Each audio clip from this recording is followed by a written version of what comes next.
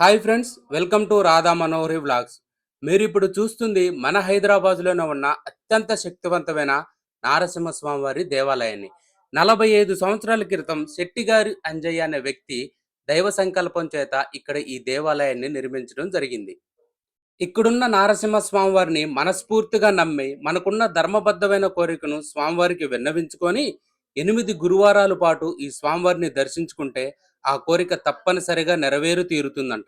అంతేకాకుండా మన హైదరాబాదులో ఎన్నో దేవాలయాలు ఉన్నప్పటికీ ఈ దేవాలయంలో మాత్రమే మనకి 365 రోజుల పాటు సుదర్శన హోమాన్ని నిర్వహించడం జరుగుతుంది. భక్తులందరూ కూడా ఈ సుదర్శన హోమంలో రుసుము చెల్లించి పాల్గొనవచ్చు. ఈ సుదర్శన హోమం చేపించుకోవటం వల్ల మనకున్న దుష్టగ్రహ బాధలు తొలగిపోతాయి. అంతేకాకుండా అనుకున్న కార్యాల్లో కార్యసిద్ధి కలుగుతుంది. నవగ్రహాలు అనుకూలంగా మారిపోతాయి. ప్రతి శుక్రవారం ఉదయం 5:30 గంటలకి స్వామివారికి అభిషేకం నిర్వహించడం జరుగుతుంది. స్వాతి నక్షత్రం రోజున స్వామివారి కళ్యాణాన్ని నిర్వహిస్తూ ఉంటారు. శుక్రవారం, శనివారం వేలాది మంది భక్తులు వచ్చి ఈ స్వామివారిని దర్శించుకుంటూ ఉంటారు.